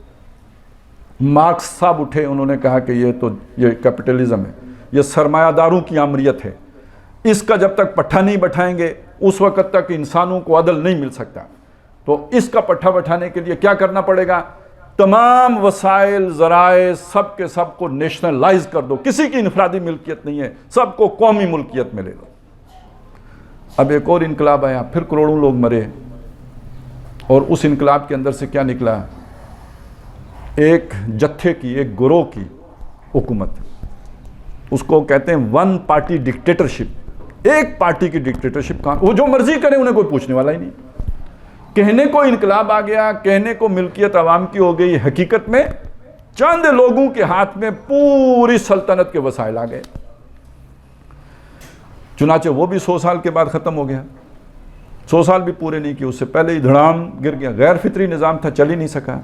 تو یہ کروڑوں انسانوں نے جس عدل کے لیے جانیں دی ہیں, وہ عدل کا نظام کس کے پاس ہے, وہ آئیڈیالوجی کس کے پاس ہے؟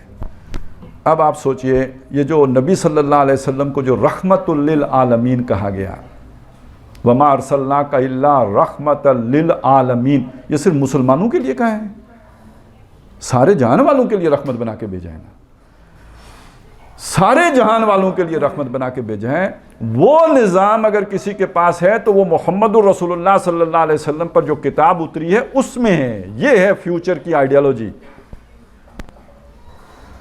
آپ صلی اللہ علیہ وسلم وہ لے کے آئے ہیں, اور نو انسانی کے لیے رحمت ہے وہ, اس لیے آپ بھی نو انسانی کے لیے رحمت بن کے آئے ہیں.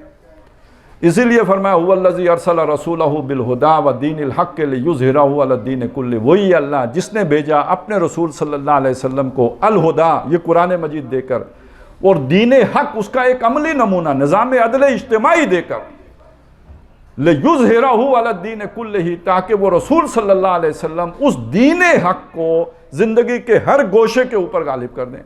سیاست میں اسی نظام کا بول بالا ہو جائے, معیشت میں وہی نظام جو ہے وہ لاگو ہو جائے, سماجی سطح پر اسی نظام کی جو ہے وہ تعلیمات عام ہو جائیں, نافذ ہو جائیں. هو الذی ارسل رسولہ بالہدی ودین الحق لیظہرہ علی الدین کلہ ولو کرہ المشرکون. خواہ مفاد پرست لوگوں کو یہ بات کتنی ناپسند کیوں نہ ہو, محمد رسول اللہ اس لیے آئے ہیں. آپ صلی اللہ علیہ وسلم نے اسے قائم کیا, قائم کر کے دکھایا. اچھا اپنوں کو چھوڑیے, ہم تو تعریف کریں گے, ہمیں تو حضور سے محبت ہونی چاہیے, عقیدت ہونی چاہیے, ہمارے تقاضا ہے. لیکن غیروں نے بھی نبی صلی اللہ علیہ وسلم کو اگر نبی نہیں بھی مانا تو آپ کی جس بات کی تعریف کیے بغیر نہیں رہ سکے وہ کیا تھی, کہ جہاں تک انسانی مساوات کی بات ہے, جہاں تک اخوت و محبت کی بات ہے, جہاں تک انسانوں کے درمیان جو ہے وہ عدل کو قائم کرنے کی بات ہے, حریت کی بات ہے, اخوت کی بات ہے, اس کے واز ہمیں پچھلی تاریخوں میں حضرت عیسیٰ علیہ السلام کے ہاں بھی ملتے ہیں, اور جگہوں پہ بھی ملتے ہیں. لیکن یہ ماننا پڑتا ہے کہ تاریخ انسانی میں ان اصولوں پر مبنی ایک معاشرہ پہلی دفعہ قائم کیا محمد رسول اللہ نے. غیروں نے یہ بات نہیں کہی کہ وہ رات کو کتنی نماز پڑھتے, اس کا کوئی ذکر نہیں کیا. ہم جو آپ صلی اللہ علیہ وسلم کے چہرے کے, بشرے کے اور عادات کے, خصائل کے, شمائل کا تذکرہ کرتے ہیں, ان کا تذکرہ نہیں کیا. انہوں نے کس چیز کا تذکرہ کیا کہ آپ نے ایک عادلانہ معاشرہ قائم کر دیا تھا.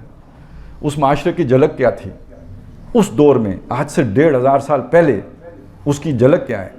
ایران کا سفیر جاتا ہے بادشاہ سے ملنے کے لیے, ظاہر ہے اس کے ذہن میں بادشاہ سے ملاقات ہے, ایک بہت بڑی نئی ایمرجنگ سپر پاور ہے, اس کے بادشاہ سے ملنے جاتا ہے. مدینہ پہنچتا ہے, وہاں جا کے کسی سے پوچھتا ہے این الملک, کہاں ہے بادشاہ؟ انہوں نے کہا ہمارا کوئی ملک شلک نہیں ہوتا. انہوں نے کہا کیا ملک نہیں ہوتا, کون ہوتا ہے؟ انہوں نے کہا ہمارا امیر ہوتا ہے. اس نے کہا اچھا جو بھی ہے چلیں, کہاں ہے, ملاؤ اس سے. اس نے آگے پیچھے معلوم کر کے کہا جی وہ امیر صاحب جو ہے نا وہ کہیں باہر نکلے ہوئے ہیں, کیونکہ جو بیت المال کے اونٹ تھے وہ کہیں چرتے چرتے آگے پیچھے ہو گئے, تو امیر المومنین جن کو وہ بادشاہ سمجھ رہا ہے وہ بیت المال کے اونٹ تلاش کرنے کے لیے جنگل میں گئے ہوئے ہیں. اس نے کہا اچھا مجھے ادھر ہی لے چلو. وہ لے کے چلا, تلاش کرتے کرتے کرتے کرتے کسی جگہ پہ پہنچے تو وہ حضرت عمر تھے, وہ اونٹ تلاش کرتے کرتے کہیں تھک گئے, تھوڑی دیر سستانے کے لیے کسی جھاڑی کے پاس جو ہے وہ اپنا کوڑا جو ہے سرانے رکھ کے تو سو گئے. تو جب وہاں پہنچے تو وہ سو رہے تھے. تو وقت جو ہے سپر پاور کے جو چیف ایگزیکٹو ہیں وہ ایک جھاڑی پہ زمین کے اوپر جھاڑی کے سائے میں سرانے پہ تکیہ بنا کے اپنے کوڑے کو سو رہے ہیں. ہکا بکا ہو گیا وہ ایرانی سفیر. اور جب حضرت عمر بیدار ہوئے تو اس کی زبان سے جو الفاظ نکلے وہ پتہ کیا تھے؟ عمر آپ لوگ انصاف کرتے ہو اس لیے بے خوف و خطر رہتے ہو, ہمارے بادشاہ ظالم ہیں اس لیے جب تک ان کے ساتھ جتھا نہ ہو سفر نہیں کرتے. پروٹوکول کی ضرورت کا اندازہ ہوا کیوں ہوتا ہے؟ جو عدل کرے اسے پروٹوکول کی ضرورت نہیں ہوتی، لوگ اس کے لیے دعائیں دیتے ہیں، اور جو ظالم ہو اسے خطرہ ہوتا ہے اپنی قوم سے، اندر سے۔ خطرہ کہاں سے ہے؟ اندر سے ہے۔ کیوں؟ میں اندر والوں ہی کا تو دشمن ہوں، تو جو اندر والوں کا دشمن ہوگا اسے خطرہ بھی اندر والوں ہی سے ہوگا۔ باقی دنیا کے لیے تو میں جو ہے نا وہ پلکیں بچھاتا ہوں، ان کے لیے میں سافٹ امیج اپنا بناتا ہوں، ان کی تو میں بلائیں لیتا ہوں، اپنوں کو وہاں سے ہٹ کروں گا جہاں سے تم سوچ نہیں سکتے۔ تو ساری بدماشی اپنوں سے کرنی ہے تو خطرہ بھی پھر اندر ہی سے ہونا ہے۔ تو عمر تم عدل کرتے ہو اس لیے بے خوف و خطر سوتے ہو، ہمارے بادشاہ ظالم ہیں اس لیے جب تک ان کے ساتھ اسکواڈ نہ ہو وہ سفر نہیں کر سکتے۔ اس کے لیے کوئی تبلیغ کی گئی تھی؟ اسے یہ بات سمجھائی گئی تھی یا اس کا مشاہدے میں آئی ہے؟ اس نے خود اس کا نتیجہ نکالا ہے۔ یہ کیا چیز تھی؟ وہ عدل کیا تھا؟ دیکھیں وہ ایک سادہ گاؤں ہی سمجھ لیں، مدینہ کیا قصبہ تھا، کوئی بہت بڑی کوئی سٹی اس طرح کی نہیں تھی، بس مظفر آباد سے بھی شاید چھوٹا شہر ہو۔ آپ سوچیں وہاں پہ کیا نظام قائم ہو گیا۔ رات کو حضرت عمر رضی اللہ تعالیٰ عنہ گشت کرتے ہیں، کوئی تکلیف میں نہ ہو، کوئی بدامنی کا شکار نہ ہو، کوئی پریشانی میں مبتلا نہ ہو۔ ایک رات کو دوران گشت آپ کو بچے کے رونے کی آواز آتی ہے، تحقیق کے حوالے کرتے ہیں بچہ کیوں رو رہا ہے؟ بھئی بچہ روتا ہے تو باپ نہیں پوچھتا، ماں کے ذمے ہے کہ وہ دیکھے کیوں روتا ہے۔ یہاں خلیفہ وقت پوچھ رہا ہے بچہ کیوں رو رہا ہے، تحقیق کر رہا ہے۔ تو بہرحال تحقیق کے نتیجے میں پتہ یہ لگا، اب یہ دیکھیں نا بچہ 2 سال تک تو وہ ماں کا دودھ پیے گا، یہ بچہ جو تھا یہ ابھی 2 سال کا نہیں ہوا تھا۔ جب 2 سال کا ہو جائے گا تو ریاست نے یہ فیصلہ کیا ہوا ہے کہ اگر ان کے ماں باپ بچے کی خرچہ نہیں اٹھا سکتے تو وظیفہ شروع ہو جائے گا، کہ اس کا خرچہ ریاست کے بیت المال سے ملے گا۔ ماں یہ چاہ رہی ہے بچہ دودھ چھوڑ دے، دودھ نہیں پلا رہی، کہ میں جا کے دکھاؤں گی کسی تحصیلدار کو کہ یہ بچہ اب دودھ نہیں پیتا تاکہ وظیفہ جاری ہو جائے۔ تو بچہ بھوک سے رو رہا ہے۔ تو جب حضرت عمر کو پتہ چلا، دیکھیں نا آج اگر فرض کریں قانون کی یہ خلاف ورزی ہو، FIR کٹ جائے گی نا۔ مطلب بڑی ہماری اچھی ریاست ہو تو تب بھی نا 2 سال کے اندر ماں نے دودھ کیوں نہیں پلایا، FIR کاٹو۔ وہاں یہ نہیں ہوا، وہاں FIR نہیں کٹی، قانون تبدیل ہوا۔ اب بچہ جو ہی پیدا ہوگا اس کے بعد اس کا وظیفہ شروع ہو جائے گا۔ یہ نہیں کہ بھئی ماں سے پوچھا جائے کہ تو نے دودھ پلانا کیوں چھوڑ دیا، یہ کہ قانون ٹھیک کر دیتے ہیں تاکہ ماں کو یہ کام ہی نہ کرنا پڑے کہ بچے کو دودھ چھوڑانا پڑے وظیفہ حاصل کرنے کے لیے۔ جو ہی بچہ پیدا ہوگا وظیفہ شروع ہو جائے گا۔ یہ ہم نے سنا ہے نا ریاست ہو ماں جیسی، تو اندازہ ہوا نا یہ ماں سے بھی بڑھ کر ہو گئی بات یا نہیں ہو گئی۔ تو یہ جو ماں جیسی ریاست کی خواہش انسان کے دل میں ہے، اس کی فطرت میں ہے، اس ریاست کا عملی نمونہ تاریخ انسانی میں کس نے پیش کیا ہے؟ محمد رسول اللہ نے۔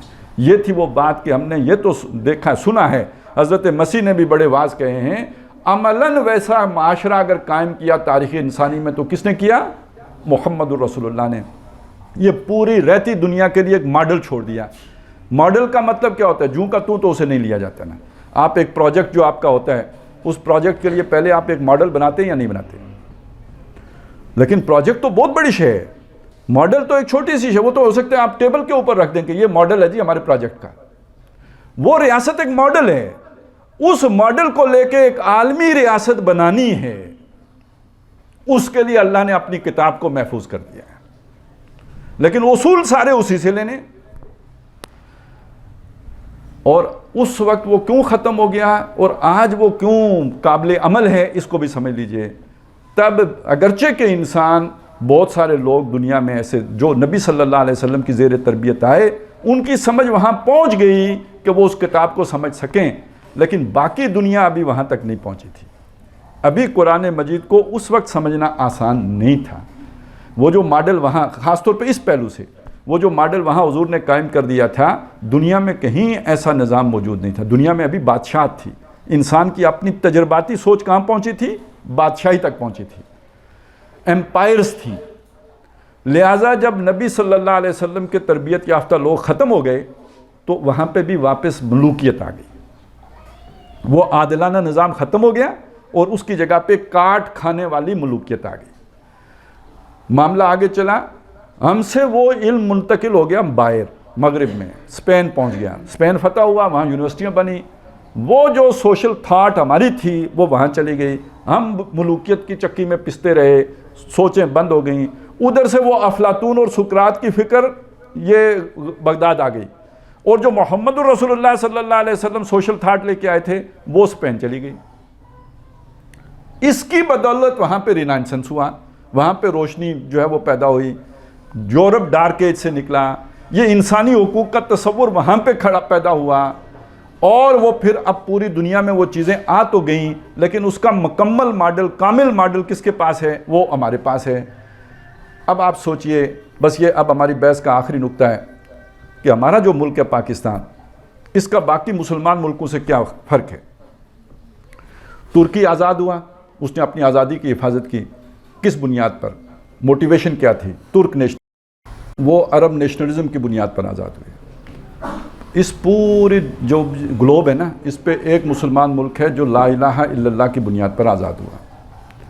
اس وقت جو آپ نے یہ تو سنا نا، علامہ اقبال کا خواب تھا۔ خواب کیا تھا؟ یہ کوئی اس طرح کا خواب نہیں ہے جو رات بستر پہ لیٹ کے دیکھا جاتا ہے، یہ جاگتی آنکھوں سے دیکھا جانے والا خواب ہے۔ خواب کیا ہے کہ ایک طرف کمیونزم ہے، دوسری طرف کیپٹلزم ہے۔ ایک ماڈل ہمارے پاس بھی ہے جو محمد رسول اللہ صلی اللہ علیہ وسلم چھوڑ کر گئے ہیں۔ ہمیں اگر یہ خطہ یہ عرضی مل جاتا ہے تو ہم اس قابل ہو جائیں گے کہ دنیا کو محمد رسول اللہ کا ماڈل دکھا سکیں۔ یہ الفاظ قائد علامہ اقبال کے کہ مجھے تو یہ لگتا ہے کہ ہندوستان کے شمال مغرب میں مسلمانوں کی ایک آزاد ریاست قائم ہو جائے گی۔ یہ ڈسٹنی ہے، یہ ہو جائے گا، یہ مقدر ہے، یہ ہو کے رہنا ہے۔ اور اگر ایسا ہو گیا تو ہمیں موقع مل جائے گا، ہمیں سے مراد کون؟ مسلمانان پاکستان، انہیں یہ موقع مل جائے گا کہ عرب امپریلزم کے دور میں، یعنی جو عرب دور ملوکیت ہے، اس دور میں اسلام بدنام ہوا، ظاہر ہے انہوں نے بھی تو ظلم کیے نا۔ یہ وہ ماڈل تو نہیں تھا جو محمد رسول اللہ چھوڑ کے گئے تھے، یہ تو اس سے بہت کمتر، یہ تو دنیا کے مطابق تھا نا، جو اس وقت دنیا کے رواج تھے، تو اس کی وجہ سے اسلام بدنام ہو گیا۔ تو عرب امپریلزم کے دور میں اسلام کے چہرے پر جو داغ پڑ گئے، جو دبے پڑ گئے، جو اس کو بدنامی اس کے سر آ گئی، وہ ہٹا کر اصل اسلام کی تصویر دنیا کے سامنے پیش کر سکیں۔ تو پاکستان اصل میں ایک تجربہ گاہ کے طور پر حاصل کیا گیا تھا کہ جو محمد رسول اللہ صلی اللہ علیہ وسلم کا ماڈل ہے، اس کا ایک عملی نمونہ ہم دنیا کو دکھا سکیں۔ اس میں ہم فیل ہوئے ہیں 75 سالوں میں، اس طرف کوئی پیش رفت ہم نہیں کر سکے۔ اچھا، یہی وہ بات تھی، قائد اعظم چھوڑ کے جا چکے تھے 1928 میں، وہ ہندوؤں سے بھی مایوس ہو کے، مسلمانوں سے بھی مایوس ہو کے ہندوستان سے وہ چلے گئے تھے، وہ برطانیہ چلے گئے تھے۔ ان کو واپس راضی کر کے کون لایا؟ 1932 میں علامہ اقبال لائے، اور اس کے بعد جو بات قائد اعظم کرتے رہے وہ وہی تھی جو علامہ اقبال کی بات تھی کہ ہم پاکستان اس لیے حاصل کرنا چاہتے ہیں تاکہ دنیا کو اسلام کے اصول حریت و اخوت و مساوات کی جھلک دکھا سکیں۔ یعنی ایک کمیونزم کے ہیں، ایک کیپٹلزم کے اندر اصول حریت و اخوت و مساوات ہیں، ایک محمد رسول اللہ نے دیے ہوئے ہیں، ہم تو ملک اس لیے حاصل کرنا چاہتے ہیں۔ ہوا کیا ہے، 47 میں ملک بن گیا، اور 1 سال کے اندر اندر قائد اعظم وفات پا گئے۔ ان کے قریب ترین جو ان کے ساتھی تھے لیاقت علی خان، ان کو گولی مار دی گئی 1952-51 میں، وہ شہید کر دیے گئے۔ پھر لگ گیا جی مارشل لا، 7 سالوں کے بعد 1958 میں آئین بن ہی نہیں سکا، جو اسلامی آئین آپ بنانا 56 میں بنا، 2 سال کے بعد مارشل لا لگ گیا۔ تو مارشل لا لگانے والا کون تھا؟ ایوب خان تھا، اور وہ انگریز کی فوج کا سپاہی تھا، مطلب ادھر وہ بھرتی ہوا، ساری اس کی تعلیم تربیت وہ تھی۔ یوں سمجھ لیجئے کہ پہلے وہ جو لارڈ ماؤنٹ بیٹن صاحب گئے تھے نا، تو اس کے بعد کچھ عرصہ قائد اعظم رہے، لیاقت علی خان رہے، تو 1958 میں لوکل مقامی دیسی لارڈ ماؤنٹ بیٹن آ گیا۔ پھر ایک کہانی ہے جو آج تک چلی آ رہی ہے، اور اب تو سب کو سمجھ آ گئی ہے کہ ہماری یہ جو بھی تباہی ہے، بربادی ہے، اس کے پیچھے کون لارڈ بیٹن صاحب ہے نا، ماؤنٹ بیٹن صاحب کون ہیں کہ جن کے بدولت یہ دن ہمیں دیکھنے پڑ رہے ہیں۔ اصل بات کیا ہوئی کہ وہ جو پبلک ول تھی، عوام کی جو خواہش تھی لا الہ الا اللہ، اس کے اوپر قدغن لگا دی گئی، اسے آگے بڑھنے نہیں دیا گیا۔ اور اب ہم ایک ایسی تنگ گلی میں پہنچ چکے ہیں کہ اب وجود ہی کو خطرہ لاحق ہے۔ یہ تو ہمارا مسئلہ ہے۔ اب ظاہر ہے جب کوئی، ہم یہاں دیہات میں بھی ایسے ہی ہوتا ہے، پہاڑوں میں، کہ چھوٹی موٹی بیماری کا ہم پرواہ نہیں کرتے، اور ویسے بھی ہم ہاسپٹل تو جاتے نہیں جب تک بندہ گر نہ پڑے، چارپائی پہ اٹھائی کے ہاسپٹل لے کے جاتے ہیں، اس سے پہلے تو جانے کا شہروں میں رواج ہوتا ہے، ہمارے دیہات میں تو بالکل رواج نہیں ہے۔ تو پاکستان بھی اب اسٹریچر پہ پڑا ہوا ہے، اور اب بھی اگر کسی کو ہوش نہ آیا، جیسے کوئی اب اس حالت میں بھی ہاسپٹل نہ لے کے جائیں تو پھر کیا ہوتا ہے؟ مرنا ہی ہوتا ہے۔ اب تو سورہ یاسین پڑھیں پھر بیٹھ کے پاس اس کے۔ اور اب جہاں پاکستان پہنچ چکا ہے، اب بھی اگر وہ شے یاد نہ آئی جس کے لیے کہ ہم نے بنایا تھا، تو یہ تو اپنا وجود اب برقرار رکھتا نظر نہیں آ رہا۔ اس کے کئی حصے ہو سکتے ہیں، کیونکہ پھر نیشنلزم کی بنیاد پر تو گریٹر بلوچستان بنے گا، گریٹر پختونستان بنے گا، اور تمام حالات پیدا ہو چکے ہوئے۔ گریٹر پنجاب بھی بن سکتا ہے، اس کی بھی پوری پلاننگز موجود ہیں۔ یہ کرتارپورہ کیوں بنا تھا؟ یہ کشمیر کے اوپر جو ڈیولپمنٹس ہو رہی ہے کیوں ہو رہی ہے؟ یہ تو سارا وہی رنجیت سنگھ کی ریاست بحال ہو جائے گی۔ کیا کشمیر، کیا دونوں پنجاب ملا کے تو جو رنجیت سنگھ کی ریاست تھی یہ بن گئی، ادھر گریٹر پختونستان بن گیا، سندھ، دریائے سندھ سے ادھر گریٹر بلوچستان کے لیے سارے حالات بن چکے ہیں۔ آپ ذرا سوچیں کیا شے جوڑ سکتی ہے؟ سندھی زبان جوڑے گی، اردو زبان جوڑے گی، انگریزی جوڑے گی، کیا جوڑے گا؟ صرف لا الہ الا اللہ ان سب کو جوڑ سکتا ہے نا، اور تو کوئی شے جڑنے والی ہے نہیں۔ تو ہمارے لیے اب تو بس یہ آخری سٹیج آ چکی ہے، اور دنیا کے لیے اگر پوری دنیا اسلام کی طرف نہیں آتی تو اب آپ سوچیں چائنا اور امریکہ کا اگر ٹکراؤ ہو جاتا ہے، جو کہ ناگزیر ہو چکا ہے، اگر یہ ہوتا ہے تو کیا باقی بچے گا جس پر دنیا ناز کرے گی؟ یہ 7 ارب آبادی کدھر جائے گی؟ یہ ٹیکنالوجی، وہ تو اس وقت تو امریکہ کے پاس بم ہی 3 تھے، جو 3 تھے 2 مار دیے، 1 رہ گیا تھا۔ وہ تو جاپان کو پتہ نہیں تھا کہ یہ بس 1 اور رہ گیا ہے۔ تو آج تو 10 دفعہ دنیا تباہ کر دو، اس سے زیادہ ٹیکنالوجی ان کے پاس موجود ہے۔ تو اگر یہ جنگ ہو جاتی ہے تو پھر سوچئے کیا ہوگا؟ تو دنیا کا امن، پوری دنیا کا یوں سمجھے سکون، اور دنیا کی بھلائی اور دنیا کے لیے رحمت، یہ قرآن مجید ہے۔ وہ جو رحمت للعالمین ہدی للناس لے کے آئے رب العالمین کی طرف سے، یہ پوری نوع انسانی کے لیے رحمت ہے، نہیں تو ساری نوع انسانی کے لیے آگے جو ہے کھائی ہے۔ دنیا ہی اب جو ہے نا وہ جہنم بننے والی ہے، اور اس سے بچنے کا ایک ہی راستہ ہے۔ اور اب آپ سوچئے کہ انسانیت کی سب سے بڑی خدمت کیا ہوگی؟ اس تباہی سے بچانا، اور اس تباہی سے بچنے کا نسخہ کیا ہے؟ یہ قرآن مجید جو ہمارے پاس ہے، اور یہ ملک جو ہم نے اس قرآن کے عملی نفاذ کے لیے حاصل کیا تھا۔ تو پیغام میرا آپ کے سامنے یہ ہے کہ اس میں کوئی شبہ نہیں کہ دنیا کے مستقبل کی جو نظریہ ہے یا آئیڈیالوجی ہے وہ وہی ہے جو قرآن مجید دیتا ہے۔ یہ ہمارے پاس ہے، ہم اس کے امین ہیں، اور آپ اس کے امین ہیں۔ جو بات میں نے آپ کے سامنے کہی تھی، جس کے پاس زیادہ سمجھ ہوگی وہ زیادہ قرآن کے علم سے استفادہ کرے گا۔ وہ زیادہ سمجھ کس کے پاس ہے؟ وہ آپ خود سمجھتے ہیں۔ یہ آپ مسجد میں جو بیٹھا ہوا مولوی صاحب ہے اس کے اوپر مت ڈالیں، یہ ذمہ داری اللہ نے آپ پر ڈالی ہے، آپ کو عقل مند بنایا ہے، آپ کو وسائل دیے ہیں، آپ نے یہ تعلیم حاصل کی ہے۔ آپ اپنا معافی ضمیر کسی اور کے مقابلے میں زیادہ بہتر طور پر لوگوں کے سامنے پیش کر سکتے ہیں، تو اللہ کی بات کو بھی زیادہ بہتر طور پر لوگوں کے سامنے پیش کر سکتے ہیں۔ مولوی صاحب کی اگر وسعت ہی اتنی ہے تو اللہ ان سے پوچھے گا بھی اتنا جتنا وہ کر سکتے تھے۔ وہ ان سے یہی پوچھے گا الحمد شریف انہیں سکھائی تھی یا نہیں سکھائی تھی، لیکن یہ جو دنیا تک دین پہنچانے کی بات ہے یہ آپ سے پوچھے گا، مولوی سے نہیں پوچھے گا۔ یہ وسائل، یہ حیثیت، یہ سٹیٹس، یہ مقام اللہ نے آپ لوگوں کو دیا ہے، اور یہ آپ کے کرنے کا کام ہے۔ قرآن بھی سیکھیں، جیسے آپ اتنا مشکل سبجیکٹ سیکھتے ہیں تو قرآن بھی سیکھیں۔ اتنا مشکل پروفیشن ہے یہ، وہ اس کو اپنے اڈاپٹ کیا تو قرآن بھی سیکھیں، وہ اتنا مشکل تو نہیں ہے۔ وَلَقَدْ يَسَّرْنَا الْقُرْآنَ لِلذِّكْرِ فَهَلْ مِن مُدَّكِرٍ، ہم نے قرآن کو یاد دہانی کے لیے آسان بنایا، ہے کوئی نصیحت پکڑنے والا؟ اور پھر اس کو لے کے پوری دنیا کے لیڈر بنیے۔ آپ کیوں چھوٹے سطح پہ سوچتے ہیں، اور یہ کہ ایک اپنے سامنے بڑا چھوٹا سا ویژن رکھتے ہیں؟ ایک بڑا ویژن رکھیں، پوری دنیا کو کے لیے جو ہے وہ خدمات سر انجام دیں، اور کیا معلوم اللہ تعالیٰ کس سے کیا کام لے لے۔